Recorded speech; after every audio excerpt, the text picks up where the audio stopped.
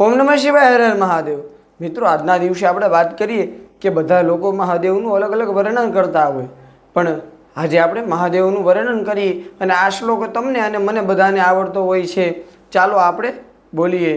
કર્પૂર ગૌરમ કરુણાવતારમ સંસાર સારમ ભુજગેન્દ્રહારમ સદા વસંતમ હૃદયારવિંદે ભવમ ભવાની સહિતમ નમામિ।